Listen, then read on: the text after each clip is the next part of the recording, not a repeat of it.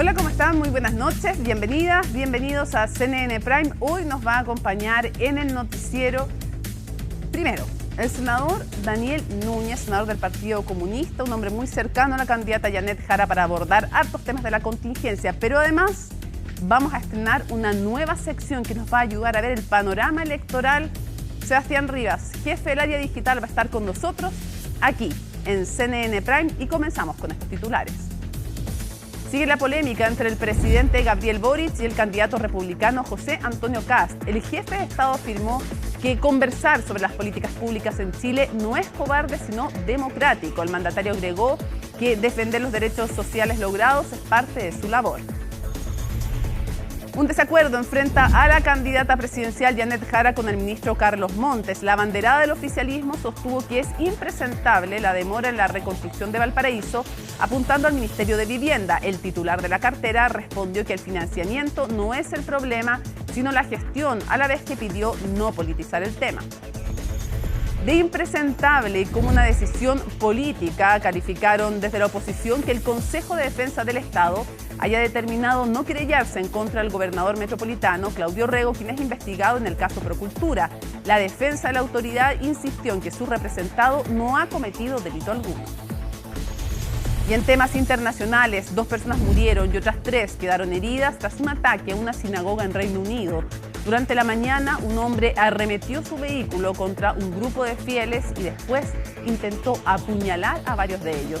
El hecho ocurre además en el Yom Kippur, un día sagrado para los judíos. Todo esto y mucho más, aquí comienza CNN Prime.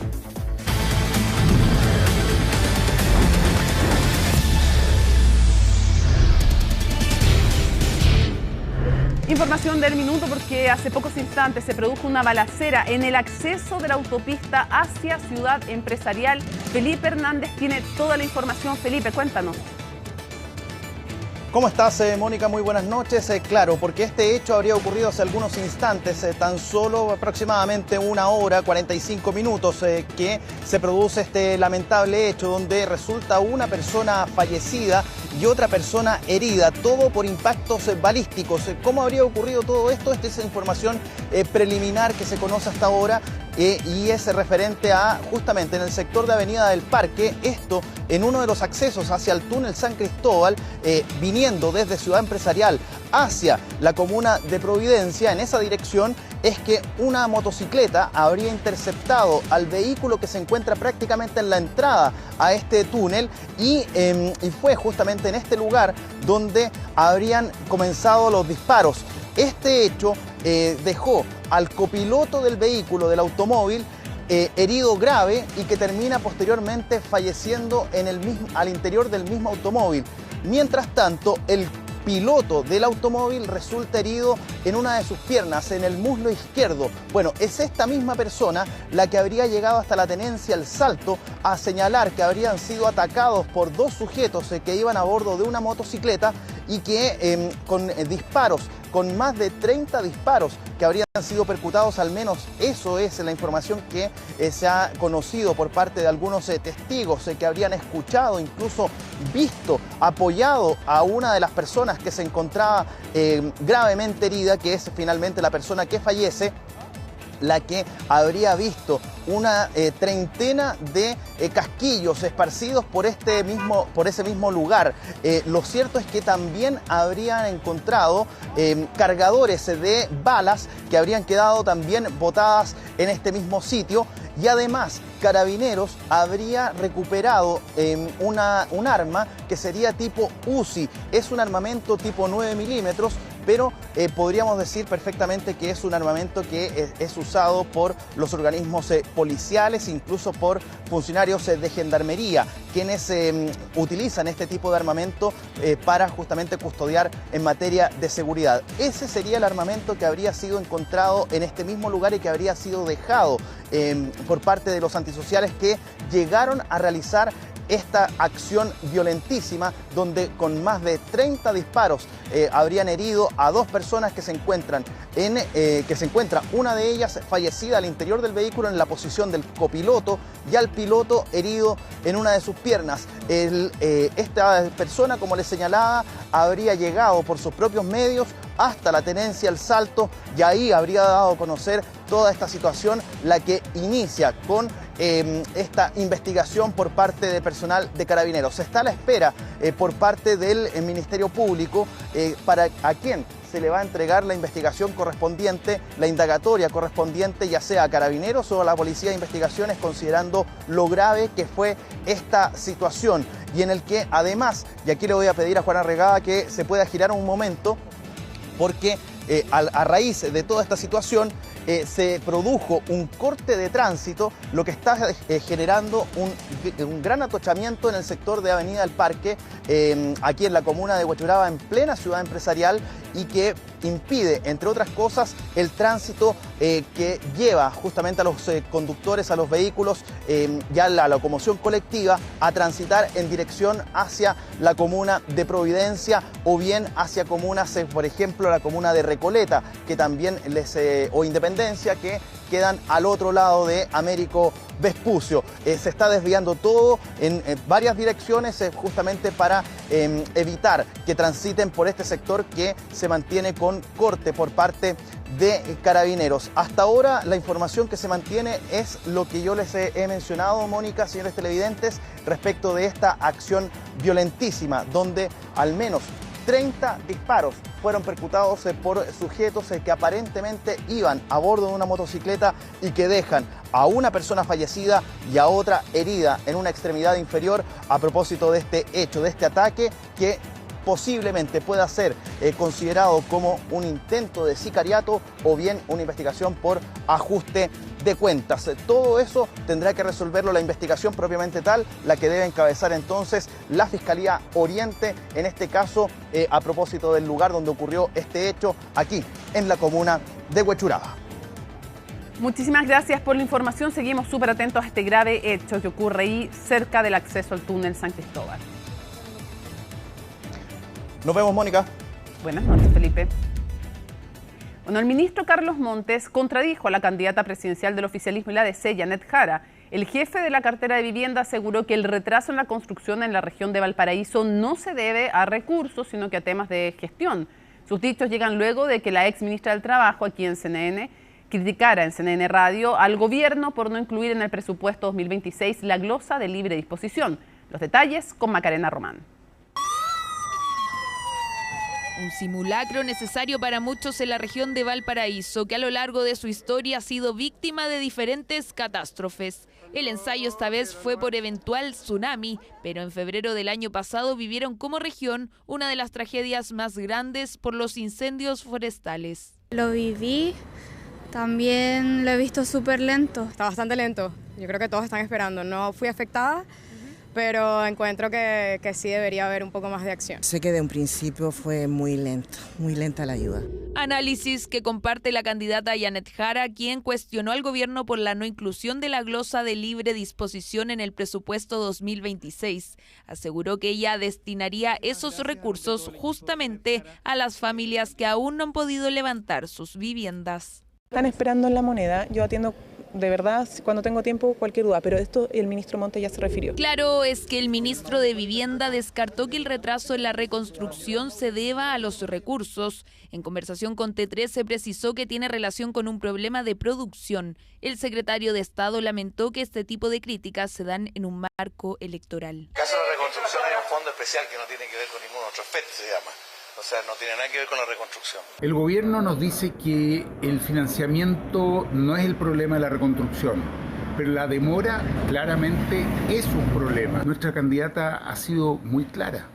Vamos a acelerar la reconstrucción con gestión, con transparencia y con responsabilidad política. Pero en el gobierno descartan cualquier tipo de irresponsabilidad. Aseguran que la glosa de libre disposición es reemplazada por la reasignación entre partidas, tomando en consideración el mecanismo que aconsejaron los miembros de una comisión integrada por expertos transversales. Creemos que es una mala señal negarse a la modernización, incorporando nuevas herramientas que hacen más eficiente el gasto, y que por tanto permiten que el esfuerzo del Estado llegue de mejor forma a las personas. Siempre uno ha podido hacer reasignaciones con requisitos, obviamente, que uno puede reasignar, muy distintos, pero ¿dónde es el tema de fondo? Que si yo llego al gobierno tengo que empezar a decir, ¿sabe qué más? voy a tener que cambiar esta ley, voy a tener que cortar este gasto. ¿Usted sabe lo que se demora en Chile en hacer las cosas? De ahí la crítica hacia el gobierno por no incluir la denominada glosa republicana. La mayoría de los abanderados han confirmado su molestia y también explicaron a qué destinarían esos recursos en caso que se reponga. Algunos además difieren de la idea de Jara sobre derivar esos dineros a la reconstrucción, porque aseguran para eso se creó en 2024 el Fondo de Emergencia Transitorio por Incendios. Ya hay un presupuesto asignado para todo lo que es la reparación del incendio de Viña del Mar. Yo creo que ese presupuesto es el que hay que implementar y tener esta glosa porque puede pasar cualquier cosa en el tiempo. ¿A qué dedicaría yo el dinero? A iniciar el programa de construcción de los centros de detención para las personas que se encuentran ilegalmente en Chile, reforzar nuestros carabineros. Creo que el gobierno comete un error, el presidente comete un error y las candidatas del oficialismo y de la derecha dura también cometen un error. Seamos sinceros, la verdad es que Chile requiere más protección social y no menos. Lo que es un hecho es que a 1 año y 7 meses de la tragedia que afectó a Valparaíso, principalmente a Villa Alemana, Quilpué y Viña del Mar, solo se han terminado 268 viviendas y hay en ejecución 885, según el Ministerio de Vivienda. Todo esto considerando que son más de 4.000 hogares los que fueron afectados por los siniestros. Bueno, finalmente el Consejo de Defensa del Estado determinó no querellarse contra Claudio Rego en el marco del caso Procultura. En conversación con El Mercurio, el presidente del CDE, Raúl Letelier, defendió la decisión aludiendo a que con los actuales antecedentes no se observan conductas constitutivas de delito por parte del gobernador de la región metropolitana. La medida la adoptó el organismo un día después de que el Juzgado de Garantía de Antofagasta se declarara incompetente para resolver la causa contra Orrego y la derivara al 7º Juzgado de Garantía de Santiago, por lo cual la solicitud de desafuero en contra del gobernador está actualmente en pausa. La defensa de la autoridad metropolitana valoró la decisión del CDE y reiteró sus críticas a cómo el Ministerio Público ha llevado el caso, mientras que los querellantes cuestionaron que la resolución obedezca a razones políticas según ellos y no jurídicas. No nos sorprende la decisión del Consejo de Defensa del Estado, porque el señor Claudio Rego es absolutamente inocente de los cargos que falsamente se han señalado en el desafuero. Lo cierto es que los abogados Díaz y Castro de la Fiscalía de Antofagasta se han equivocado gravemente. Han hecho la presentación en un tribunal o en una jurisdicción que no corresponde. La persecución penal es carente de fundamento, es arbitraria y es gravemente errónea. Que el Consejo de Defensa del Estado, un organismo técnico creado para defender los fondos fiscales, tome decisiones políticas y no técnicas y jurídicas es realmente lamentable. Con esto, el Consejo de Defensa del Estado se convirtió en el abogado número 10 de Claudio Rego. Y pagar. Que el Consejo de Defensa del Estado no haya presentado una querella, no haya presentado cargos frente al caso Procultura, la verdad es que deja sin palabra a todos los chilenos. Es impresentable. Realmente estamos jugando en contra de defender el patrimonio de nuestro país. Creo que el Consejo de Defensa del Estado debería replantearse cómo está tomando esta clase de medidas.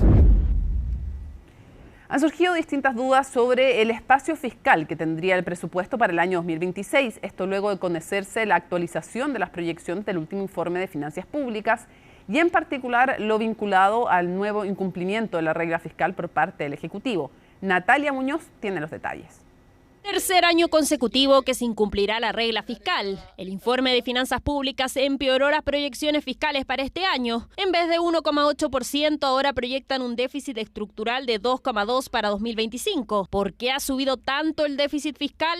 No se debe a las proyecciones de ingresos que vienen por el lado del IVA o el impuesto a la renta, sino que se deben principalmente a dos razones.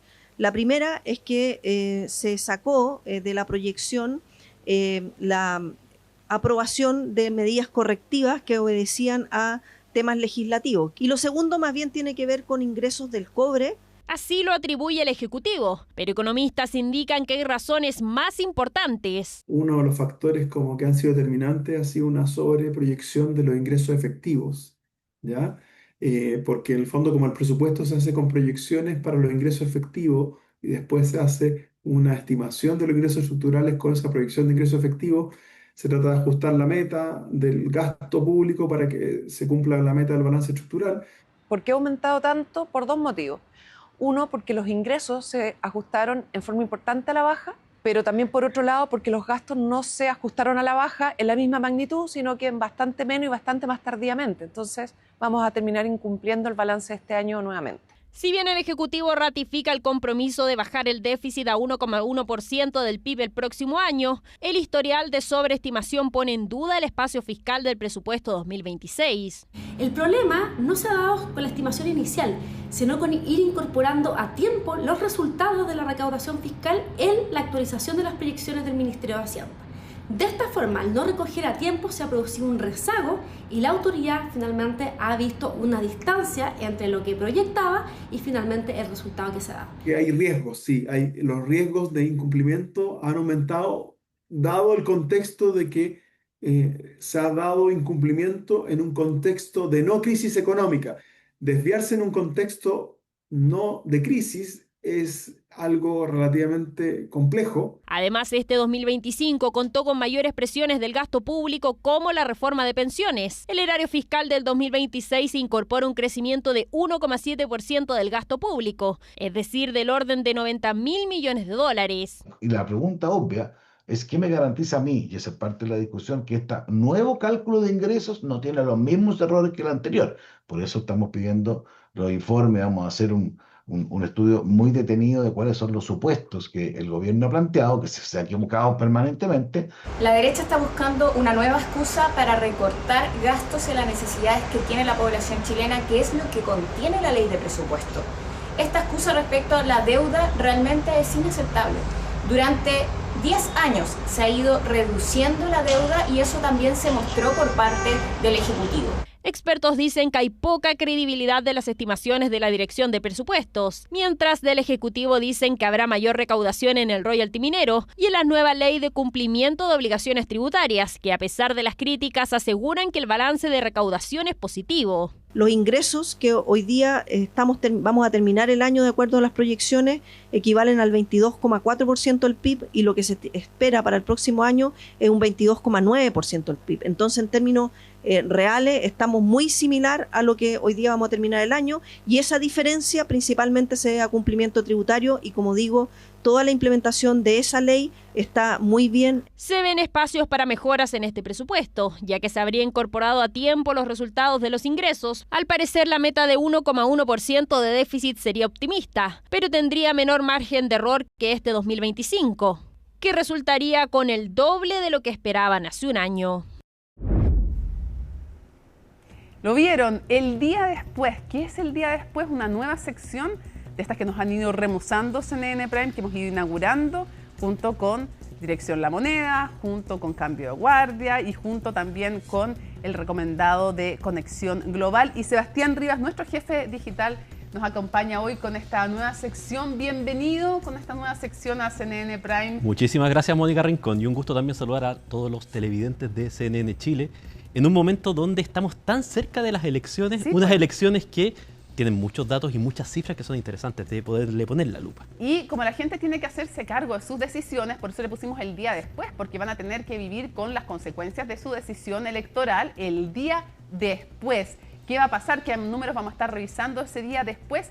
Hoy día, ¿qué tenemos como tema en el día después? Hoy día tenemos, básicamente, vamos a presentar aquellos datos que son generales de la elección. Vamos a hacer una mirada global, porque esta elección, Mónica Rincón, tiene varias particularidades. Empecemos con una. La primera es que va a ser la primera elección presidencial y parlamentaria con voto obligatorio e inscripción automática. Así es. Nosotros, si ustedes se recuerdan bien, la última elección presidencial en 2021 fue una elección con inscripción automática, pero voto voluntario. Sí, claro. Ese era el sistema que regía desde 2012. En el caso chileno, esto ha ido variando a lo largo del tiempo. Sí, en 1833, la Constitución consagraba voto censitario. ¿Qué implicaba eso? Que tú tenías que tener una propiedad para votar, claro, pero además tenías que tener 25 años si eras soltero, 25 años si eras casado, perdón, 21 si eras soltero y, por supuesto, ser hombre. Sí, porque recién en 1934 se creó y se sancionó legalmente el voto femenino, pero primero fue para las municipales y en el 49 para todas las elecciones. O sea, por ejemplo, cuando mi madre nació, no era ciudadana.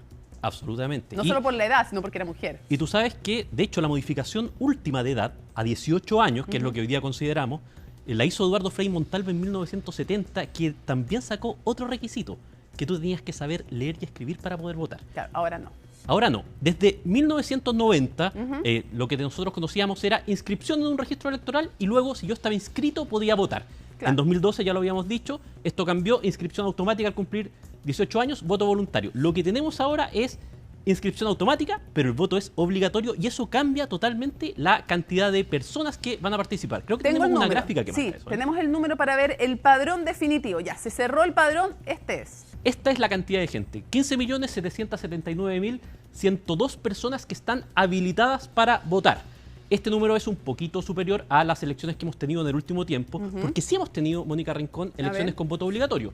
Tuvimos la elección, la primera que tuvo este margen del plebiscito de salida de la Convención Constitucional en 2022. Luego, las elecciones para elegir candidatos del Consejo Constitucional al año siguiente, 2023, y también la elección del plebiscito de salida ese mismo año. Y el año pasado tuvimos las elecciones municipales y de gobernador. Más o menos por eso sabemos algunas cosas. Sabemos que lo más probable es que vote alrededor de 13 millones de personas. Han votado entre el 82 y el 85% del padrón. Es una cifra muy alta. Pero eso ya nos permite, de alguna manera, estuvo todo un atado con el tema de la multa que costó, porque sin multa la verdad es que era medio absurdo que se dijera voto obligatorio. Si no hay multa, no es para los extranjeros que tienen derecho a voto, pero sí para los chilenos. Pregunta, este número, este padrón definitivo que estamos viendo, ¿ya nos augura, Sebastián, algunas cosas o no? Absolutamente. La primera que podemos ya decir con cierta certeza, si es que no cambia brutalmente el panorama, es que el presidente de Chile que salga electo va a ser el presidente con mayor cantidad de votos en una elección. Votos netos, no estamos hablando de porcentaje. Estamos hablando de votos netos, no estamos hablando de porcentaje. ¿Por qué? Porque hasta el minuto el presidente que más votos ha sacado es Gabriel Boric, que en la segunda vuelta de 2021 sacó 4.600.000. Esa es la cifra a superar. Si es que nosotros hacemos una matemática y decimos, bueno, 13 millones de personas van a votar, siguiendo las elecciones pasadas, más o menos el presidente de Chile tendría como base 6.500.000, es decir, casi 2 millones más. Que va a ser electo en segunda vuelta. Lo más probable es que sea electo en segunda vuelta. Las encuestas lo auguran así. No solo las encuestas, Mónica Rincón, desde 2000 que no tenemos una elección que no se haya ido a segunda vuelta. Lo que sí tenemos es que hay un porcentaje que es este 55-44 que se ha repetido en más de una ocasión, ¿no? Es un porcentaje bastante cabalístico. Es el porcentaje por el cual Gabriel Boric le ganó a José Antonio Kast el 2021. Es el porcentaje también, si ustedes se recuerdan, de la votación, no de apruebo o rechazo, sino que el a favor en contra. El en contra le ganó en 2023 al a favor por 55. En el proceso 2. El proceso 2, por 55-44. Y una de las elecciones más emblemáticas y conocidas de Chile, el plebiscito de 1988, el sí y el no, también 55-44. Un número que se repite en nuestras elecciones. Estos números, estas cosas que ustedes no se fijan y todos nos vamos a ir, y que ninguno nos fija manualmente, Sebastián, nuestro jefe digital, nos va a ir ayudando a entenderlas. Ahora, importa ganar siempre. Nadie quiere perder, pero también importa mucho por cuánto ganas, por cuánto pierdes, y lo otro, que en este caso, como es una elección presidencial y además estamos viendo elección parlamentaria de una parte del Senado, de la mitad del Senado y de todos los diputados y diputadas, esto con mayor razón importa por cuánto ganas, por cuánto pierdes y cómo se...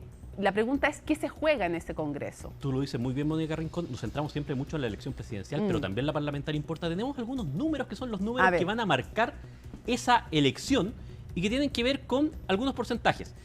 Hay un número que es, yo diría, como el número mágico, 4/7. ¿Por qué? Porque ese es el quórum que permite hoy día cambiar la Constitución. Esto es a partir de una reforma que se hizo en 2022 cuando estábamos en pleno proceso constitucional 1. Déjame explicar algo, porque básicamente cuando fracasan los dos procesos, el primer proceso constituyente y después se empieza a ver si viene el segundo o no viene el segundo, se dice, ok, más allá de lo que pase, bajemos los umbrales para cambiar la Constitución, cosa que si todo ha fracasado, al menos no va a ser tan imposible y se rebaja y se crea un solo quórum de 4/7. Claro, para cambiar la Constitución. Antes había dos quórums que eran 3/5 y 2/3, los dos más altos. pero con 4/7 tú puedes cambiar la Constitución. Por supuesto claro. Por supuesto que lo primero que yo voy a querer es sacar mayoría en ambas cámaras, una mayoría ojalá absoluta. Pero espérate un poquito, es bueno repasar eso también, porque uno dice ya, 4/7, pero en números concretos, ¿cuántos diputados y cuántos senadores son? 4/7 son, Mónica Rincón, 89 diputados y 29 senadores. Esa es la cantidad que necesita alguien para cambiar la Constitución y cambiar todas las reglas. Entonces, lo que vamos a estar esa noche o el día después, mirando con mucha atención, o esa misma noche, es si es que el oficialismo o la oposición, según las encuestas, dicen que le podría ir mejor a la oposición. Sola o por separado, sola parece difícil, tendría que juntarse los dos bloques de la oposición o las oposiciones, porque son más de dos en realidad, si logran 89 diputados y 29 senadores. Absolutamente. Esto es un factor a mirar porque eso involucra, poder hacer un montón de cambios sin tener que pedirle permiso al otro. De todas maneras, Mónica Rincón, ¿cómo están en este Congreso? Sí, hoy día, ¿cómo están? En el caso de los diputados, ninguna de las grandes coaliciones ni siquiera llegó a lo que se conoce como la mayoría absoluta, es decir, tener 78 de los 155. Ni siquiera llegaron ahí. Ahí tiene la mitad más uno. Claro, ni siquiera llegaron ahí, no llegaron tampoco a los 89. Y en el caso del Senado, sí hay una coalición más amplia porque Chile Vamos, Republicanos, Partido Social Cristiano y Demócratas tienen 27 senadores hoy día. Ellos sí están un poquito más cerca de llegar a esta cifra mágica de los 4/7. Hay que ver cómo va a quedar, sí, después de la elección. Claro, eso es interesante porque además habría que destacar que en el caso del Senado ya sabemos algunas cosas, porque ya vamos a ir a eso, porque no se eligen, sino todas las regiones, sino la mitad de ellas, las que se llaman las impares, por decirlo de alguna forma, que normalmente antes denominábamos impares porque eran con los números correlativos, ya sabemos que no es así, pero se decía la séptima, ponte tú, el Maule elige. En cambio, hay otra, entre ellas la región metropolitana no elige. No, en este caso, Biobío tampoco. En esta elección se eligen 7 de las 16 regiones y se eligen 23 de los 50 parlamentarios. Por lo tanto, hay 27 senadores que van a permanecer por 4 años más, salvo que los llamen como ministros u otras cosas que hemos visto en el proceso. Bueno, lo hemos visto a lo largo en las dos coaliciones que han gobernado desde el retorno a la democracia. Ya, pero déjame preguntarte, puntualicemos algo. Hay algo importante también que están viendo el día después, que van a estar mirando con calculadora en mano algunas colectividades, que es cuántos votos necesitan para no desaparecer. Eso es importante para un partido político, y está el 5% de los votos a nivel nacional, eso es uno, o si no, lograr en la elección de diputados, digo 5% de los votos a nivel nacional en la elección de diputados, o bien sacar 4 parlamentarios, diputados o senadores, en dos regiones distintas. Eso es correcto, Mónica, y de hecho eso no desaparece. Ese es el artículo 42 de la Ley de Partidos Políticos, y lo que marca es la regla para que un partido exista, porque es importante, aparte de por la existencia misma, porque eso te da derecho también a tener financiamiento público. Según la legislación, el 20% de lo que se reparte entre todos los partidos, por el hecho de existir, y el 80% restante se reparte en consonancia con cómo le fue en la elección de diputados. Por lo tanto, sacar ese 5% o sacar esos 4 parlamentarios, diputados, pueden ser 3 diputados y un senador, pueden ser 2 senadores y 2 diputados, pero si tú tienes 4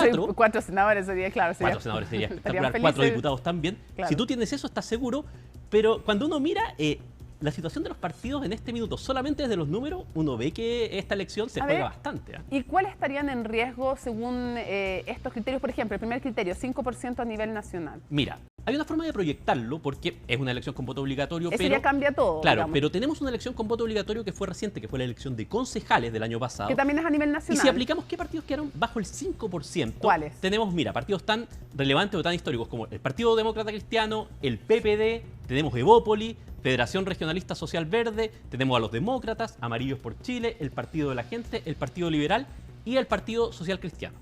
Entonces, aquí hay algunos partidos Si es que se repitiera, la única comparación que tenemos, pues sabemos que no es lo mismo, señores, en sus casas, no aleguen, sabemos que no es lo mismo, pero la comparación que tenemos tiene que ser con voto obligatorio y a nivel nacional para comparar, y estamos comparando entonces el caso de los... los concejales. Estamos hablando de los concejales y el 5% de los votos. Claro, que esta medición, y es bien importante los concejales porque se usan normalmente para medir la fuerza territorial y política de los partidos. Y en esa, estos estarían en riesgo. Claro, entonces si tú dices, bueno, y no sacan el 5%, ¿qué vamos a mirar? ¿Cuántos parlamentarios obtuvieron esa noche? Hay algunos que corren con ventaja. El Partido Demócrata Cristiano, por ejemplo, ya tiene un senador, que es Iván Flores, por lo tanto necesita sumar 3 en regiones distintas. Él es senador por Los Ríos, por lo tanto necesita 3 parlamentarios, como sea. Como sea. Claro. ya, 3 senadores es difícil, pero un senador, 2 diputados, 3 diputados, Claro. con eso se salva. Evópoli tiene 2 senadores en 2 regiones distintas, Luciano Cruzcoque y Sebastián Keitel. Ellos apuntan a tener 2 parlamentarios, con eso tienen existencia. Lo mismo ocurre también con el Partido por la Democracia. Hay otros que tienen un parlamentario, demócratas, por ejemplo, que se queda con Matías Walker.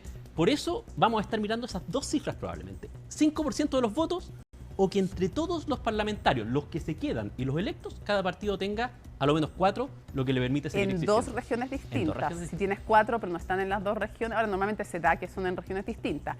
Ahora, la pregunta también es, porque, ojo, es una de las 2. Basta con que tengas Basta con una una de las 2 y Sí. tú tienes asegurada la existencia por ¿Y los hay próximos algunos 4 que años. ya estén asegurados? Sí, hay 3 partidos que ya están asegurados por el número de senadores que tienen, Ya. que supera los 4, que se van a quedar para el próximo periodo. claro, El claro. Partido Socialista, Renovación Nacional y la UDI. Ellos tienen 4 o 5 parlamentarios, por lo tanto ya lo tienen asegurado, ya saben que van a existir. Y también hay partidos que no están en esta lista porque sacaron más votos en la elección de concejales, por ejemplo, el Partido Comunista, por ejemplo, el Frente Amplio, que podrían mirar con cierto optimismo, pensar que van a estar por el primer criterio, que es más del 5%. Ahora, igual, recordemos que esta es una elección muy fragmentada y que, por lo tanto, sacar el 5% es bastante duro. Lo vamos a ir Sí. viendo a lo largo del tiempo, pero las cifras hoy día con las que se elige incluso los parlamentarios es mucho más pequeña de lo que era antes, Mónica Rincón, algo que de repente uno no tiene tan internalizado. Oye, ¿y hay algo más que nos puedas, algún bonus track para resultados, los datos de los candidatos para la segunda vuelta? ¿Hay algo más que debiéramos atender o lo dejamos para la próxima y lo dejamos en suspenso? Mira, yo creo que algo que es muy importante, que Ya. vamos a estar mirando la noche de la elección, que es lo más entretenido de esto, es qué va a pasar con aquellos candidatos que arrastren a otros. Ajá. ¿Por qué? Porque esta es la fórmula con que muchos partidos existen. Por ejemplo, la vez pasada, la elección pasada, Pamela Giles, que fue una de las mayorías nacionales, arrastró a 2 candidatos que tenían menos de 1000 votos. Tanto Mónica Arce como Hernán Palma en el distrito 12 de la Florida, era un distrito donde se repartían 7 cupos. Sí, pues. Adivinen qué posición estaban ellos, ambos, en la lista de candidatos. Mónica Arce estaba en la posición 53 y Hernán Palma en la posición 55. Si hubiera sido una elección por solamente las personas que tienen mayoría, ellos no hubieran podido entrar por ningún lado, pero el sistema electoral chileno permite que eso ocurra y es una de las cosas por las cuales los partidos apuestan a figuras fuertes, a figuras conocidas. Ahora, de inmediato yo te digo, y del otro lado se me ocurre de inmediato, Francisco Chaguán como senador en la región de Valparaíso arrastró a su compañero de lista. También a Kenneth Pugh, que sacó menos de 3% de los votos, 2, algo en Valparaíso. Y es muy interesante eso porque uno va viendo al final cómo se comporta este sistema, por qué los partidos tienen incentivos. Pero eso sí, Mónica Rincón, es algo que vamos a ver la próxima semana y los días siguientes, porque nos estamos preparando al final para entender qué es lo que va a pasar el día después de la elección. Y obvio que también vamos a tener que estar esa noche corrigiendo por paridad. Es otro tema también que, o sea, digo, no, nada que ver, pues no vamos a tener nada que corregir por paridad. Son las candidaturas. Son las candidaturas las que tienen que ser paritarias. Lamentablemente por paridad no. Las candidaturas tienen que ser paritarias, candidaturas la tienen que ser elección paritarias, toda no la tiene que razón. ser, pero sí vamos a estar corrigiendo por eso, porque no necesariamente si yo reparto 5 cupos, los 5 que tienen las mayorías se quedan con eso, sino que hay un sistema de repartición por lista, por partido, Es verdad. que lo vamos a estar conversando para que ustedes lo entiendan bien de cara a la elección y a la jornada electoral para que estén bien preparados. Toda la razón. Casi me caí con eso, pero no. Eso fue en el caso del proceso constituyente. Ahí fue así. Ahí había que corregir por aquel factor. Sebastián Rivas, entonces el próximo jueves, el día después, hacerse cargo de sus decisiones como electores, como electoras, porque hay que vivir con esas decisiones, con lo que votamos, el día después. Y de ahí para adelante. Muchas gracias, Sebastián. Nos vamos juntos a la pausa. Recuerden que ya viene el senador Daniel Núñez aquí a CNN Prime. Bueno, sigue escalando la polémica entre el presidente Gabriel Boric y José Antonio Kast luego de que el jefe de Estado respondiera en La Moneda a las críticas del candidato de los partidos republicano y social cristiano. ¿Qué dijo el mandatario y cómo reaccionó Kast? Bueno, lo revisamos en la nota de Colomba Eichholz. Presidente, disculpe, ¿cómo le responde a José Antonio Kast que dijo que tuvo una actitud cobarde en la cadena nacional? ¿Cobarde? ¿Eso dijo él? Pero fue solo uno de los calificativos que el candidato republicano utilizó para referirse al mensaje que entregó el presidente Gabriel Boric el martes en cadena nacional. José Antonio Kast también habló de corrupción y de mentiras que, según él, el mandatario transmitió al aludir al proyecto que presentó el abanderado relativo a un recorte presupuestario de $6.000 millones en 18 meses. Yo no estoy para polémicas tan chicas. A mí lo que me preocupa es que los derechos sociales se mantengan a todo evento y eso es lo que está preocupado el gobierno y es lo que vamos a seguir haciendo. Discutir, conversar de política, conversar de las propuestas de políticas públicas en Chile no es cobarde, es democrático. Quizás a algunos no les gusta eso. Declaración que en cuestión de minutos llegó a oídos de Kast, quien se encontraba recibiendo el respaldo del gobernador de Arica, Diego Paco. Su apoyo al candidato no cayó bien en Chile Vamos. De hecho, el Tribunal Supremo de Renovación Nacional suspendió su militancia por esta decisión, aunque eso no impidió que el líder republicano se refiriera a los dichos del mandatario. Estoy en Cuya y me enteré de que en Santiago están hablando de mí. Y aunque no quiso emitir comentarios, quienes sí lo hicieron fueron los parlamentarios gremialistas, quienes recurrieron a la Contraloría para acusar al presidente Boric de presunto intervencionismo electoral, argumentando que usó una cadena nacional para atacar a candidatos que proponen un recorte fiscal. Lo que vimos por parte del presidente Boric fue no solamente un hecho que polariza al país, sino que es la utilización grosera de un instrumento que había sido republicano en su actuar para poder atacar a quienes piensan o pensamos distinto. Los cuestionamientos que se le hacen a José Antonio Kast, la imposibilidad de lo que él promete, es algo que los candidatos pueden decir. Y de hecho Evelyn Matei lo ha dicho, pero no lo puede decir el presidente de la República, porque si lo hace, se convierte efectivamente en un vocero de campaña, y ese no es su rol. Rol que Chile Vamos también ha cuestionado en el pasado por comentarios de ministros que, según la UDI, se han dirigido en contra de su candidata Evelyn Matei y que más de una vez los ha llevado a acudir al ente fiscalizador. Yo creo que es parte del folclore electoral que tenemos en estos contextos, hemos tenido todos los años, y lo importante es que el presidente, como lo he dicho, lo reitero, habla de la importancia de un debate serio en materia presupuestaria, porque estamos hablando de la ley de presupuesto donde se define el principal gasto público. Cuando se proponen grandes recortes sin decir cómo, obviamente queda la duda de ¿se va a tocar lo social? O si no, los números no calzan. Números que han afectado la candidatura de José Antonio Kast desde todos los flancos, no solo desde el Ejecutivo. Sin embargo, el abanderado aún no ha entregado lo que se le ha solicitado en reiteradas ocasiones. Un detalle sobre cómo planea concretar el millonario recorte. Lo habíamos anunciado, conversamos aquí en CNN Prime con el senador del Partido Comunista, Daniel Núñez. Muchísimas gracias por acompañarnos. Muchas gracias por la invitación. Estamos en vivo, 20:40. Lo primero que quiero preguntarle es respecto a este tema. ¿Qué le pareció que en una cadena nacional el presidente de la República, en que va a presentar el presupuesto, en algo que no habíamos visto con ningún otro mandatario, critique la propuesta de un candidato presidencial o opositor? Mira, lo que ocurre acá es que quien ha presidencializado el debate de presupuesto fue la derecha. Entonces, tienen que hacerse cargo de sus palabras. Primero fue Evelyn Matei, que incluso dijo que por falta de transparencia había que boicotear la tramitación del presupuesto, y después José Antonio Kast se radicalizó más y anunció un recorte de, si ganaba la presidencia, $6.000 millones en 18 meses. Entonces, si ellos, antes de conocer el presupuesto, fijan postura, es obvio que abren un debate político. Ese debate político lo tuvimos en el Congreso y el presidente también. Pero es la instancia, una cadena nacional, que es como una instancia republicana en que nunca habíamos visto esto, ¿no?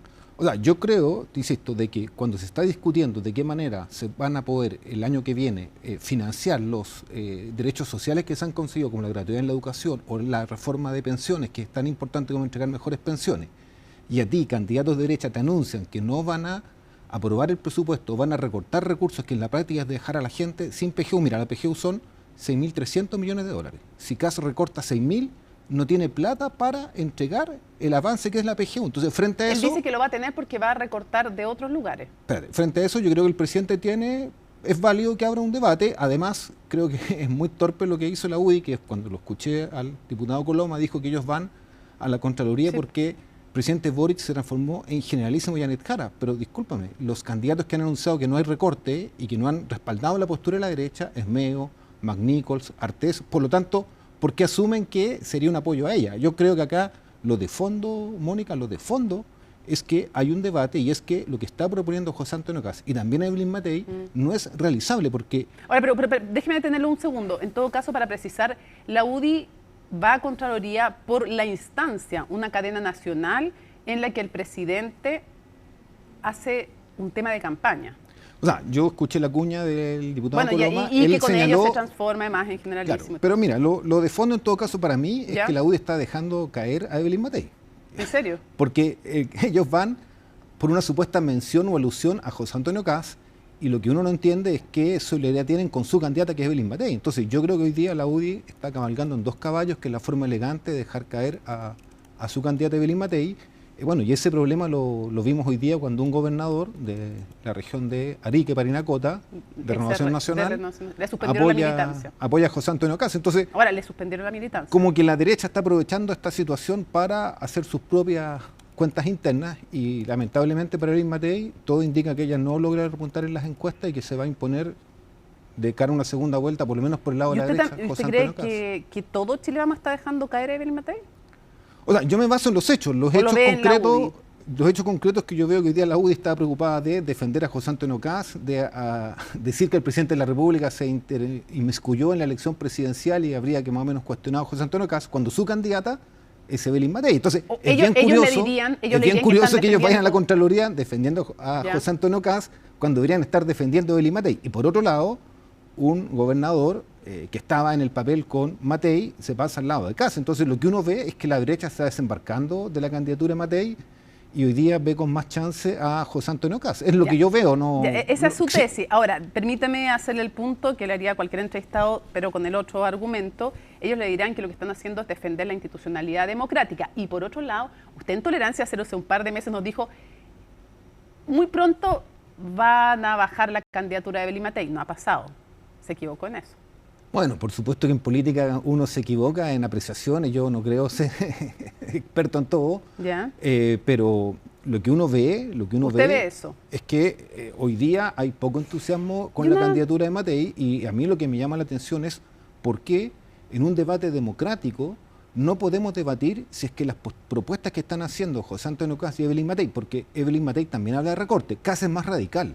A mí lo que me preocupa es que tiene que ser transparente un candidato presidencial y decirle a Chile cuáles van a ser los recortes que van a hacer. Por ejemplo, si Kast decide recortar y terminar con la gratuidad, son 2.700 millones de dólares al año, aún le queda la mitad de los recortes que anunció. Entonces, objetivamente no es algo que se pueda hacer, y esto lo han dicho muchos exministros de Hacienda, muchos directores de presupuesto, y yo creo que es muy responsable entonces este anuncio. Le concedo el punto de que no ha dicho cómo, pero también es de justicia decir que no puedo saber lo que no ha dicho, le concedo el punto, pero lo que sí ha dicho es que desde su perspectiva no va a recortar ningún beneficio social.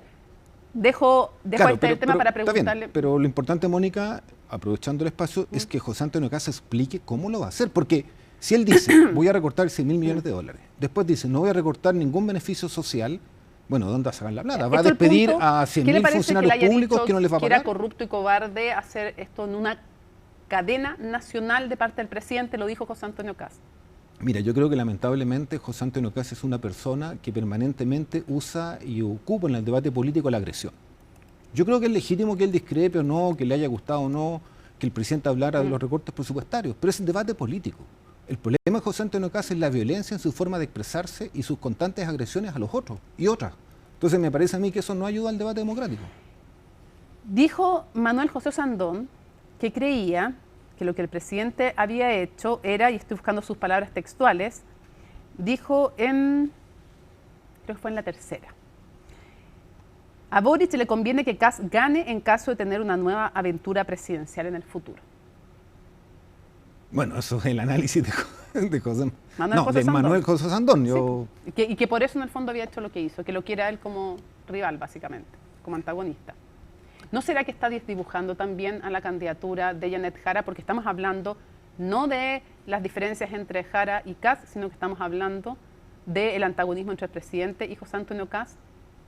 Mira, yo creo que el presidente no puede actuar pensando o no en beneficiar o perjudicar a Janet Jara. Yo creo que uno no podría esperar que el presidente en este minuto le toca gobernar hasta el último de sus días esté con la calculadora en mano diciendo si lo que yo hago beneficia o no a Janet Jara, porque eso sería bastante confuso. Mi opinión es que no es el deber de él. Yo soy parte del comando de Janet Jara y nuestro deber, con independencia del gobierno, es decirle a Chile en forma transparente qué quiere hacer Janet para gobernar. Y eso está haciendo hoy día Janet. Entonces Janet Jara, por ejemplo, dijo que quería recursos de libre disposición, como todos los últimos años de los gobiernos se dejan para el gobierno que viene, el que sea, del signo político que sea, y eso lo dijo independiente de que el gobierno terminó con esos recursos de libre disposición. Janet Jara ha dicho, senador, hay que mejorar la reconstrucción, y eso independiente de que lo pueda tomar como una crítica. Entonces, yo no le exijo al gobierno nada en relación a Janet Jara, le exijo que gobierne bien, para que haga su pega, para que la gente esté mejor en Chile, y a Janet Jara, y yo soy parte del comando de Janet, nuestra preocupación es demostrarle al país de qué manera vamos a superar este gobierno para que las cosas sean mejores, y entendiendo la palabra por superar... Usted no le pide nada en relación a Jara, y Jara no tiene que tener ninguna preocupación especial con el gobierno. O sea, Janet Jara tiene que tener en el foco su preocupación la gente, Mónica. Sí. Esa es su preocupación, y demostrar de qué manera va ella a hacer que los problemas de Chile, que no se han resuelto todavía en este gobierno, a pesar del esfuerzo que tiene, ella los va a resolver. Entonces, tiene que ser, tiene sus opiniones, disculpa, esto es bien relevante, las opiniones de Janet deben estar condicionadas si le caen bien o le caen mal al gobierno, si un ministro se va a enojar o una ministra, o si el presidente Boric les autoriza. No, Janet Jara tiene autonomía absoluta, tiene su propia opinión. Y en algunas cosas tal vez le parezca bien lo que hace el gobierno, en otras no esté de acuerdo, tenga matices, y en otras tenga críticas profundas. De eso se trata. Entonces nadie podría pretender que Janet Jara esté opinando o actuando supeditada o al alero del gobierno. Eso no va a ocurrir. Pregunta para usted. ¿Usted está de acuerdo con que debe reponerse esta glosa de libre disposición?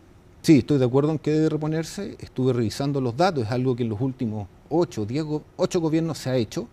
Han variado los montos, eso sí, en uno fue incluso 250 millones de dólares tan solo, en otro llegó a 650, 700, podemos discutir cuánto, no hay una cifra así estricta, pero creo que es muy importante porque reasignar es mucho más complejo que tener fondos de libre disposición. Eso, quienes hemos estado en las discusiones de presupuesto, lo sabemos, y por supuesto que también uno tiene que darle la confianza a quien venga, porque al final es la gente la que lo eligió, sea mi candidata u otro, y por lo tanto hay que darle un espacio para que tenga esos recursos para enfrentar las decisiones que él quiera. ¿Usted diría que es un error del gobierno eliminar esta glosa? Yo creo que fue un error de la propuesta que hizo el gobierno, y es un tema que podemos subsanar en el debate parlamentario, como muchas veces se ha hecho de la ley de presupuesto. ¿Y usted va a bregar como parlamentario para que así sea? O sea, yo voy a bregar primero por discutir con el gobierno del presidente Boric esto y decirle que creo que fue un error haberla eliminado, que hay que hacer ese esfuerzo. Y bueno, y después tendremos ya la discusión y los votos mismos en la ley de presupuesto, pero yo espero que lleguemos a un acuerdo debatiendo esto primero con el gobierno y que no tengamos que vernos los parlamentarios como yo, que estoy apoyando a Janet Jara y tengo esta opinión, obligados a votar contra una propuesta del gobierno. Ojalá encontremos un espacio de diálogo. ¿Y qué le parece la otra crítica que hizo la candidata respecto de la reconstrucción? ¿Usted coincide también en que hay responsabilidad del Ministerio de la Vivienda y que es inaceptable el escaso avance de la reconstrucción en Valparaíso? Bueno, aunque se enoje el ministro Montes, yo sé que le ha hecho un gran esfuerzo y debo reconocer, si no me equivoco, van más de 200.000 viviendas nuevas entregadas en el plan de emergencia habitacional, que fue un gran acierto. Yo creo que en eso Janet Jara tiene el compromiso de dar continuidad en su futuro gobierno al plan de emergencia habitacional, que es un gran logro. Pero también es cierto que la reconstrucción ha ido, en los afectados por el incendio, sobre todo en Viña del Mar, mucho más lenta de lo que se esperaba. Y si bien no es solo un tema de recursos, porque hay recursos que están en el Fondo Especial Transitorio de Emergencia, sí es cierto que han habido deficiencias de gestión, sí es cierto que la gente está angustiada, que la gente que se vio afectada por el incendio la está pasando mal, y en ese sentido yo me sumo también a la opinión de Janet. Y hay una responsabilidad política en el ministro, ¿no? Política, y tenemos que evaluar de qué actor específico, si es el Servio de la Quinta Región, si es la Seremía o son instancias nacionales. Eso tenemos que discutirlo y evaluarlo. La cabeza del ministerio es el ministro Montes, o sea, hay una responsabilidad política de él en la lentitud de la reconstrucción. Hay deficiencia en el Ministerio de la Vivienda en la reconstrucción en la Quinta Región, en la ciudad de Viña del Mar en específico, eso es una realidad, y bueno, vamos a tener que discutirlo en el detalle probablemente al calor de la ley de presupuesto. Ahora, Janet Jara dijo que su candidata que quería, entre otras cosas, esta glosa de libre disposición, que se llama glosa republicana. Se le llama así, porque ya, no se llama republicana. Me gusta más llamarla la glosa de libre disposición. Claro, ahora no le gusta que le digan republicana, porque está el Partido Republicano, pero ya, ok, más allá del marketing político, esta llamada tradicionalmente glosa republicana o de libre disposición, dijo que quería ocuparla en parte para la reconstrucción, y la respuesta del ministro Montes fue, si esto no es un problema de recursos. ¿Quién se equivoca? Yo creo que Janet tiene la razón respecto a que con más recursos los procesos van más rápido, eso es indudable, porque además tenemos procesos que implican hacer obras anexas ya que en el caso de Viña hay muchos lugares que son cerros, por lo tanto no es solo poner una casa, es hacer muros de contención, es habilitar espacios de salida, espacios de entrada, y desde ese punto de vista más recursos lo mejoran. Pero también es cierto que la crítica no es solo por los recursos, es también un tema de gestión. Entonces, aquí las cosas están combinadas. Usted dijo, aunque se enoje el ministro Monte. Aunque se enoje, porque yo le tengo mucho aprecio al ministro Monte y creo que le ha hecho una buena gestión. Pero eso no quiere decir que todo lo que haga esté bien. Si hay problemas reales y la reconstrucción, y a mí me lo han dicho muchos dirigentes sociales de caso Valparaíso, de todo Viña del Mar, ha ido mucho más excelente de lo que se esperaba. Y ha sido una dificultad y un dolor de cabeza. Eso hay que reconocerlo. Hablemos de la campaña de Janet Jara. ¿Cómo estima usted que va esa campaña? Siempre tienen que decir que bien los partidarios, pero la pregunta se la hago porque... Cada día mejor. Claro, pero resulta que en segunda vuelta sigue perdiendo. En todas las encuestas. Así como le dicen que va en primer lugar en la primera vuelta, en la segunda, frente a Kass o frente a Matei, pierde sistemáticamente. ¿Qué crítica tiene usted a la forma en que se ha llevado la campaña y qué hay que rectificar, sobre todo pensando en una segunda vuelta?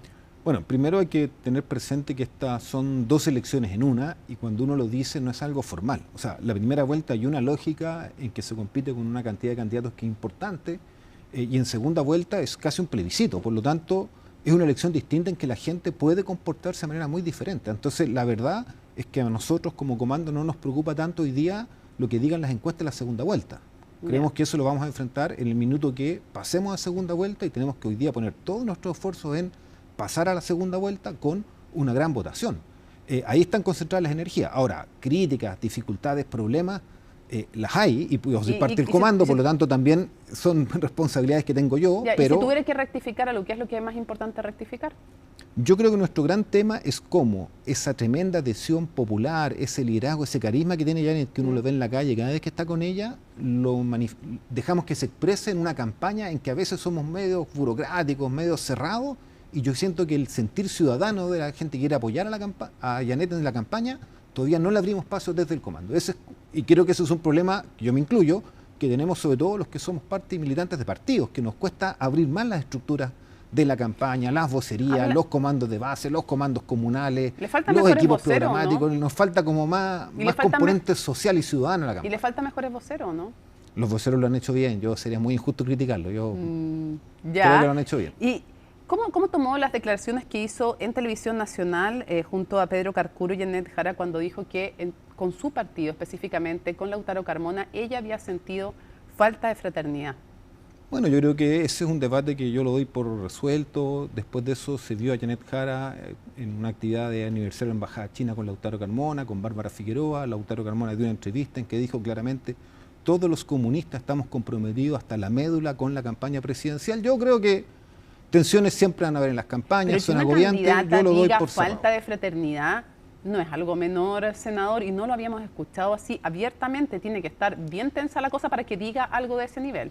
A mí no me corresponde ser intérprete de las palabras de la candidata y yo doy por cerrada esa polémica. Usted ha compartido harta de las cosas que dice Janet Jara. Quiero saber si también comparte cuando ella, en el lugar donde usted está, dijo que Cuba era una democracia distinta.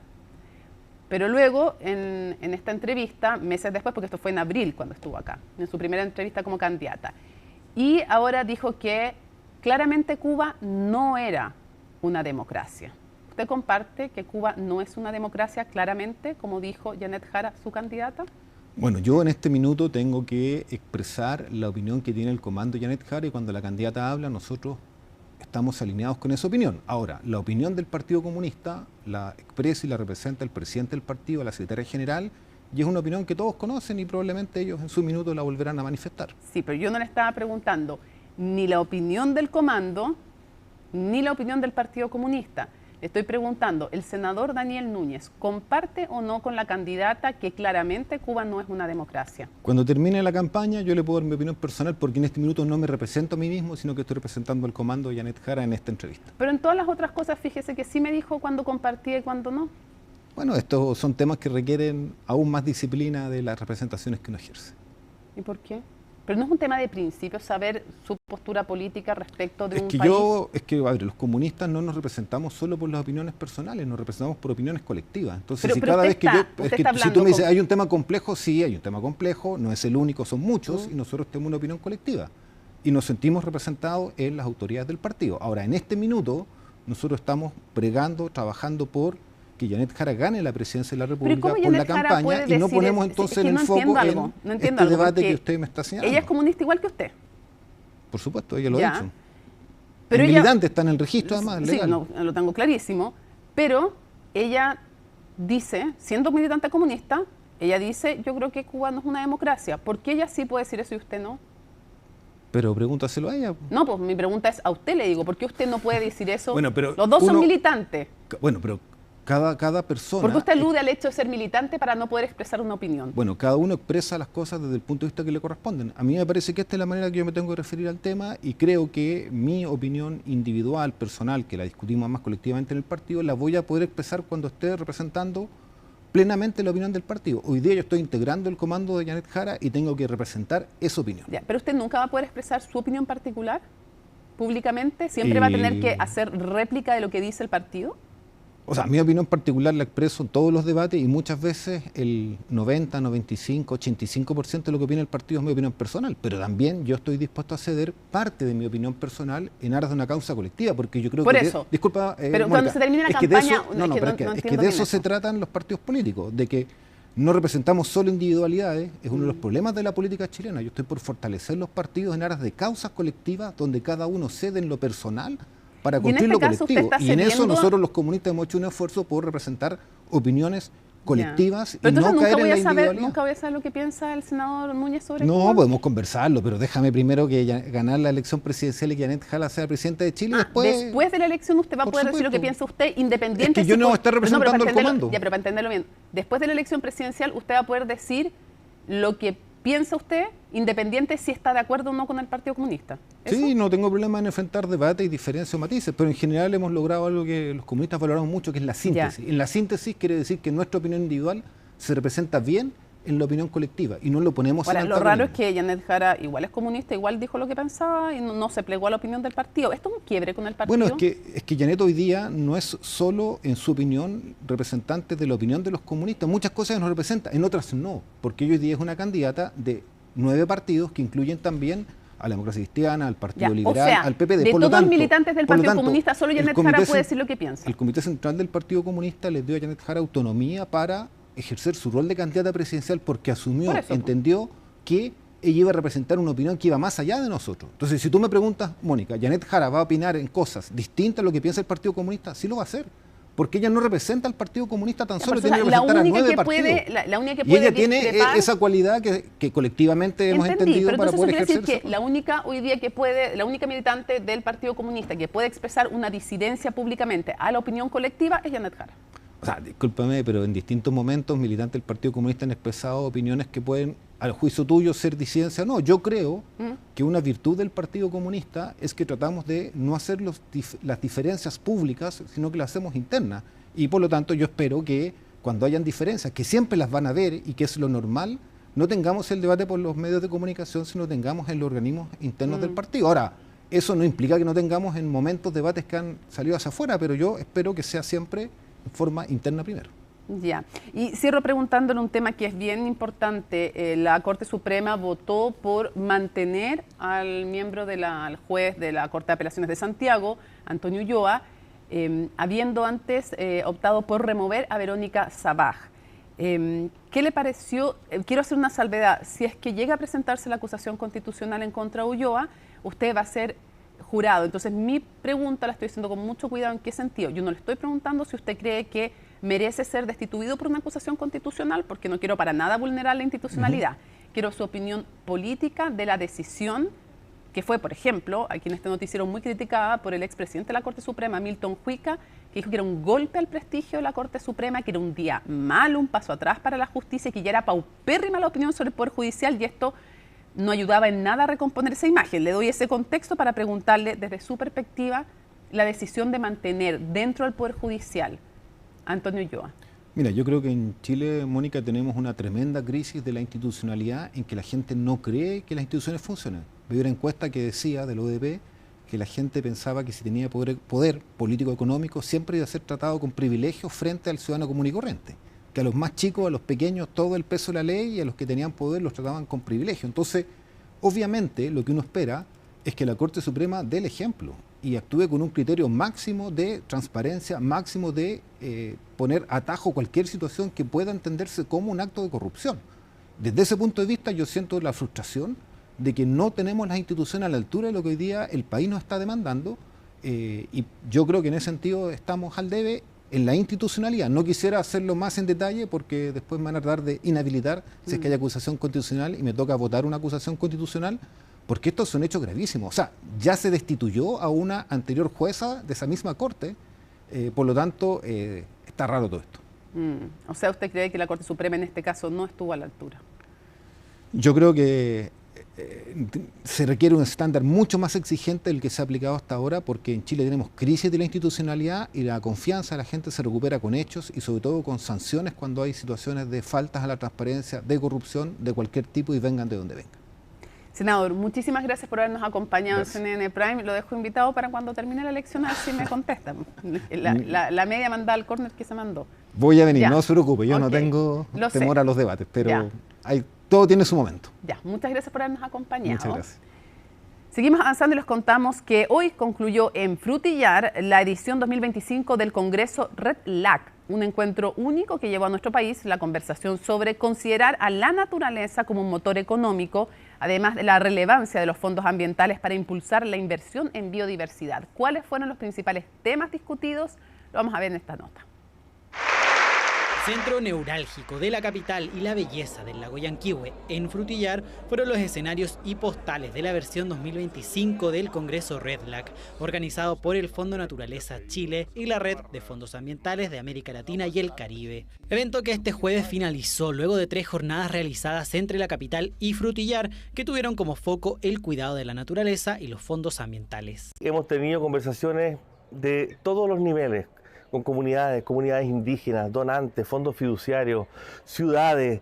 Mira, la verdad que hemos pasado por todos los niveles de la vida humana en el planeta y la vida también no humana, que es la que nos sostiene como seres humanos. Estos fondos tienen una naturaleza diferente, algunos son públicos, otros son privados, y lo que permiten es reunir recursos financieros para trabajar en proyectos muy concretos. Y esto significa que invertimos en descarbonización, en energías renovables, en movilidad sostenible, pero también en adaptación a los impactos del cambio climático. El agua de los ríos hace crecer a los árboles y cultivos agrícolas. La fuerza de nuestros vientos echa a andar la energía eólica. Nuestro mar nos entrega una serie de productos que luego llegan a nuestras mesas.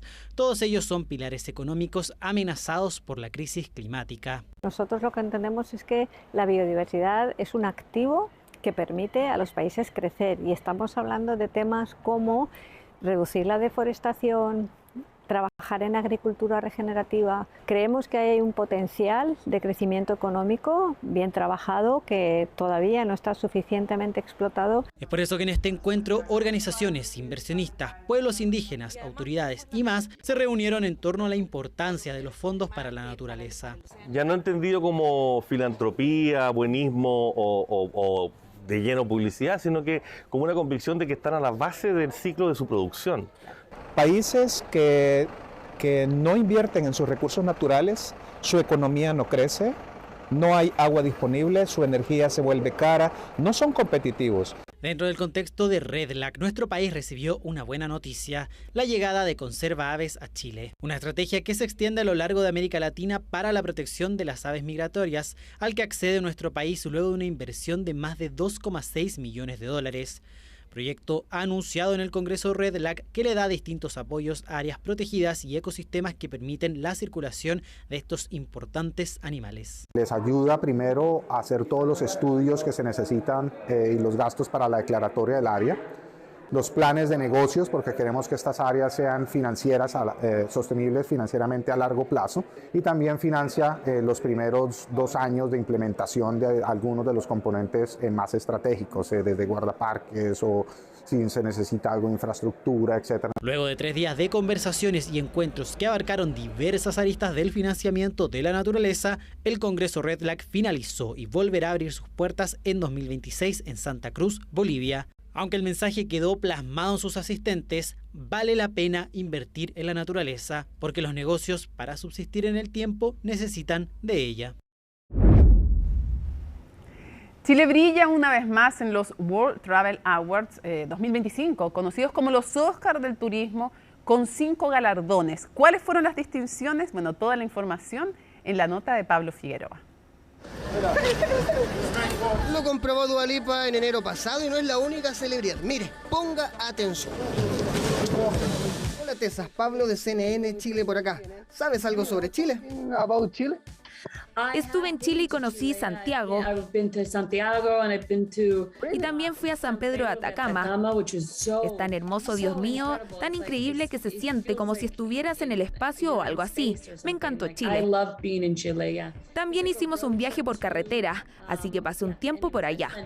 Fanática del desierto de Atacama, el cual fue elegido por segunda vez como el mejor destino romántico en Sudamérica. Pero en los últimos años no es la única entrevistada que viene de Hollywood que ha dicho que querría o ha venido o conoce Chile. How are you, Zach?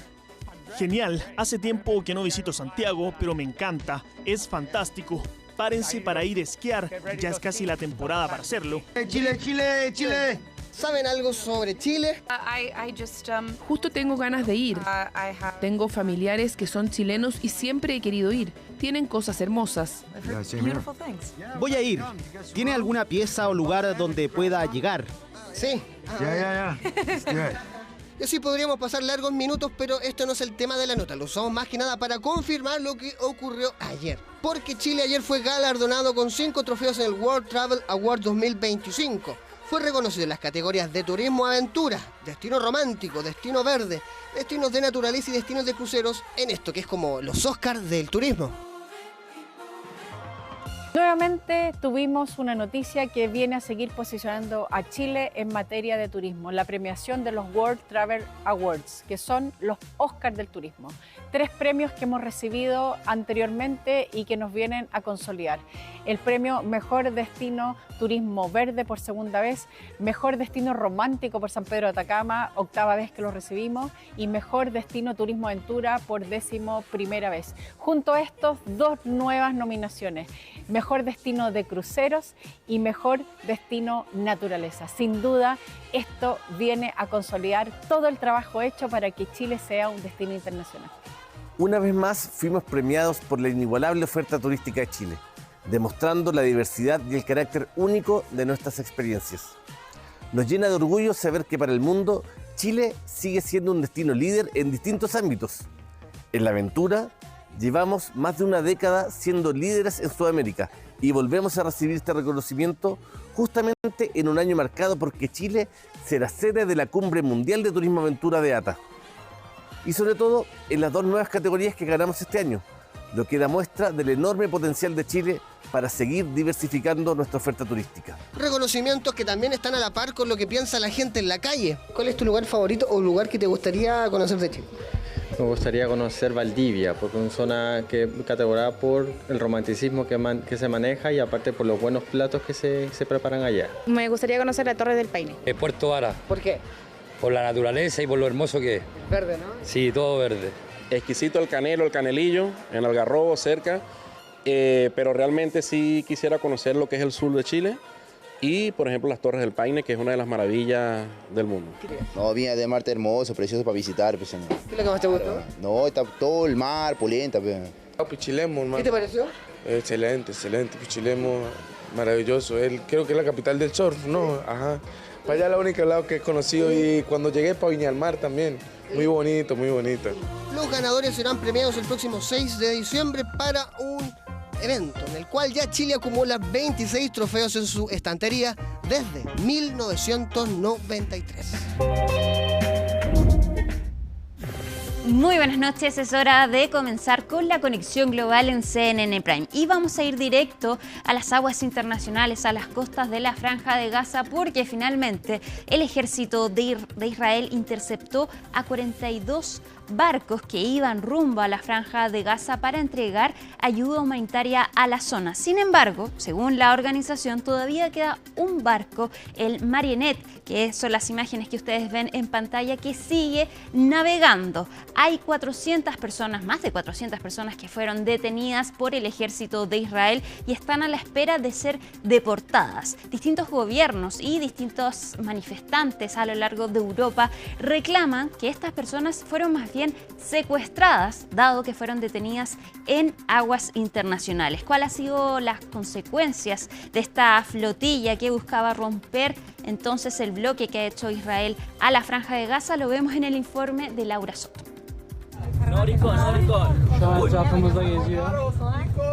This is the Israeli Navy. You are approaching a blockaded zone. If you wish to deliver aid to Gaza, you may do so through the established channels. Ya se nos fue notificados que hay 12 barcos militares viniendo hacia la flotilla, están a 5 millas náuticas. Esta intercepción es en aguas internacionales, esto es totalmente ilegal. Estamos en el interior del buque Meteque, del barco Meteque. Vienen ya por nosotros. 2 docenas de barcos nos están esperando. Algunos fueron interceptados durante la noche, otros en la madrugada. Uno tras otro caían los barcos de la flotilla Global Sumud, que tenían por objetivo romper el bloqueo israelí en el enclave palestino. Algunos fueron rociados con cañones de agua.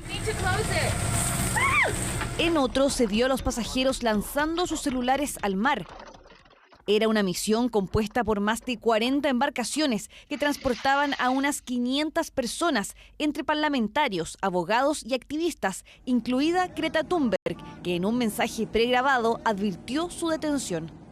Están viendo este video, las fuerzas israelíes me han secuestrado y llevado contra mi voluntad.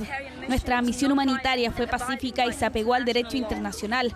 Por favor, pídanle a mi gobierno que exija mi liberación inmediata y la de los demás. Tanto ella como el resto de los tripulantes fueron arrestados y puestos bajo custodia en el puerto israelí de Ashdod.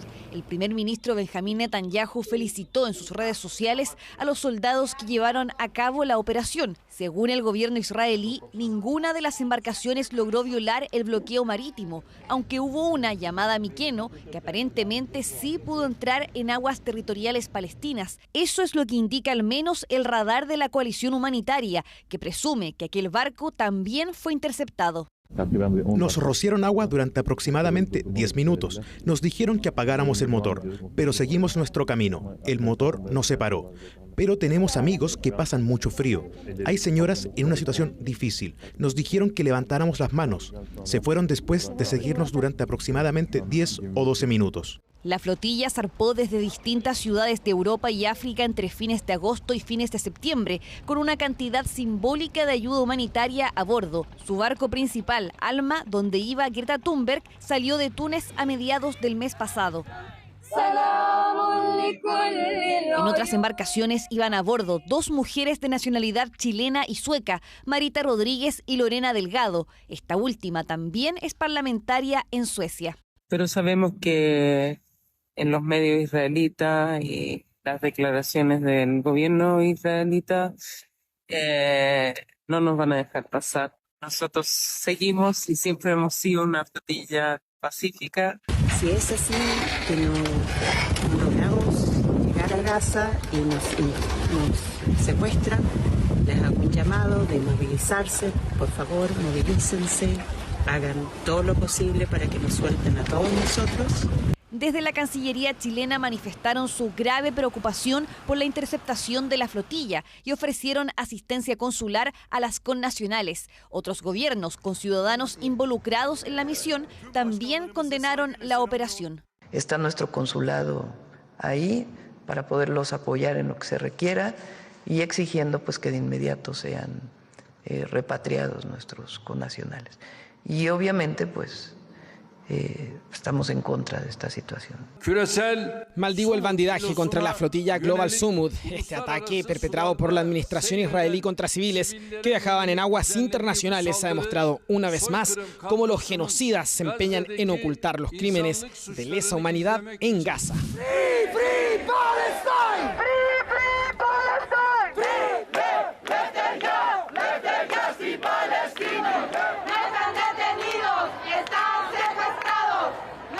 En varias partes del mundo han estallado protestas a raíz de este suceso, especialmente en Italia y España, donde las manifestaciones se han extendido a varias ciudades, registrándose también enfrentamientos con la policía.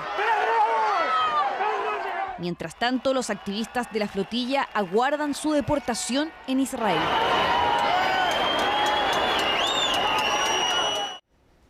Y ahora hacemos la conexión con Reino Unido porque hubo un ataque a una sinagoga en Manchester que dejó 2 muertos y varios heridos. Un hombre de 35 años embistió un templo religioso y después intentó apuñalar a las personas que estaban ahí presentes. Finalmente, la policía abatió a este hombre que se confirmó de 35 años y ciudadano británico. Pero este hecho, un ataque que ya es calificado de terrorista y así es investigado entonces por las autoridades británicas, ocurre en el primer día de Yom Kippur, que es la festividad religiosa más importante para los judíos. Y de hecho se esperaba que por el Yom Kippur muchos estuvieran en las sinagogas del país. De hecho, este lugar también tiene una comunidad judía importante, el lugar entonces donde ocurre este ataque. Las autoridades británicas aumentaron la seguridad en las distintas sinagogas del país y por supuesto mandaron sus condolencias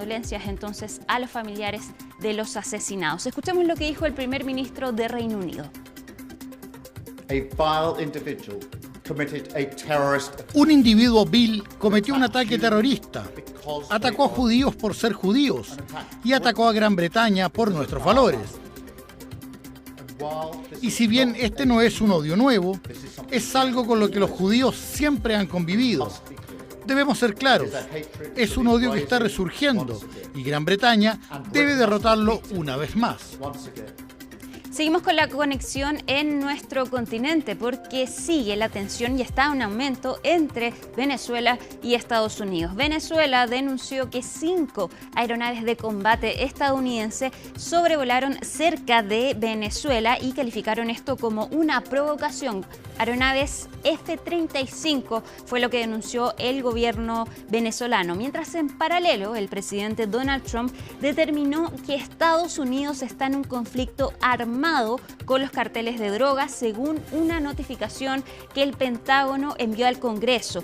Y esto ocurre después de que Estados Unidos hundiera 3 lanchas en el Caribe que, según denuncian, iban con droga hacia Estados Unidos. En este tipo de conflicto armado, entonces, Estados Unidos puede atacar a los combatientes de otra nación y no solo eso, también detenerlos y someterlos a juicios militares. Veamos lo que denunció hoy el ministro de Defensa de Venezuela. De esos aviones volando en las cercanías de nuestra área de influencia, en nuestro mar Caribe cercano a las costas venezolanas, es una grosería, es una provocación, es una amenaza contra la seguridad de la nación, es una gran amenaza. Así que denuncio del mundo el acoso militar, la amenaza militar del gobierno de los Estados Unidos sobre el pueblo de Venezuela. Y terminamos con la recomendación de Conexión Global. Esta vez es un artículo de la revista Time que publica un extracto del libro Rehén Hostage de uno de los rehenes liberados por parte de Hamás. Se trata de Eli Sharabi, quien fue secuestrado de su kibutz el pasado 7 de octubre de 2023 y después de ser liberado entonces se escribe este libro que ya fue publicado en hebreo pero ahora va a ser traducido al inglés. La revista Time publicó parte entonces de este libro donde relata cómo fueron sus 491 días como rehén de Hamás, donde lo mantuvieron cautivo, cuánto podía comer, cómo se relacionaba con el resto de los rehenes y también con los integrantes de Hamás. Pueden encontrar este artículo en la página web de la revista Time. Y llegamos al final de Conexión Global en CNN Prime. Nos vamos a la pausa, pero ya sigue Mónica Rincón. Que estén muy bien. Buenas noches.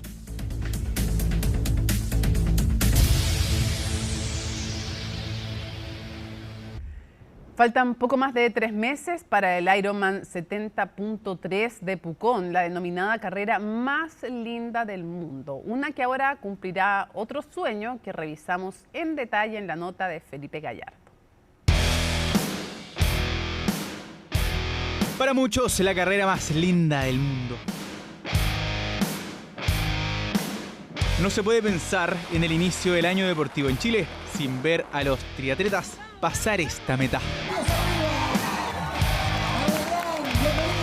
es el Ironman 70.3 de Pucón, que en 2026 será por primera vez en su historia parte de la Federación Chilena de Triatlón. Un hito histórico y que marcará aún más el desarrollo del deporte en el país. Nosotros llevamos tiempo ya trabajando esto, años que queríamos, era un anhelo lograr tener una alianza con el club deportivo, entre federación y club deportivo. Esto da pie da pie para que los deportistas puedan acceder al ranking nacional a través de esta carrera. Nosotros tenemos un prestigio dado por los años que nosotros llevamos a la Católica y por la calidad del torneo que hacemos. El convenio con la Federación Chilena de Triatlón nos permite a su vez que nuestros deportistas tengan mejores accesos a competencias internacionales. La importancia de la asociación a la vista. Que sea federado también ayudará a los deportistas seniors a poder clasificar a mundiales de la categoría. Esto va a entregar puntos para que los atletas puedan ir a mundiales. Nosotros vamos seguramente estamos definiendo cuántos cupos vamos a entregar para esta carrera para los mundiales de larga distancia. Al ser una carrera, una mega carrera, una carrera tan importante, obviamente el sistema de puntuación es mucho más alto. Es la carrera más linda del mundo y lo vuelvo a insistir, es la carrera más difícil o más compleja. Por eso que nosotros hemos dicho hasta esta temporada, el desafío es Pucón. Y claro, poco más de 3 meses para que nuevamente el lago Villarrica vea a cientos de deportistas desafiar sus aguas en los 1900 metros de nado. Las calles se la toman los ciclistas en un recorrido de 90 kilómetros y con los 21 kilómetros de trote. Competencia que no es para cualquiera y que también es el inicio para el futuro del deporte en Chile. Fue un sueño haber debutado en Pucón y ya con el resultado que se dio fue aún mejor. Yo no iba con cero expectativas, creo que el Starlist que estaba ahí era de mucho nivel.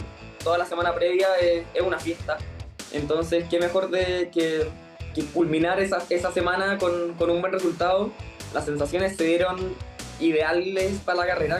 Evento que se cautiva desde 1987. Para la próxima edición se espera la participación de más de 2.000 atletas. Es el Ironman 70.3 de Pucón, todo un hito para el triatlón en Chile. Ya, termina CNN Prime, pero hoy tenemos una invitación súper especial. Aquí se debate, va a ser presidencial con los encargados de 5 comandos discutiendo solo de salud. Está buenísimo, grandes invitados, un tema relevante, importante que vamos a tratar en una versión extendida y en profundidad de Aquí se debate. Jueves 2 de octubre, así estuvo nuestro país y el mundo. Somos CNN Chile. Buenas noches.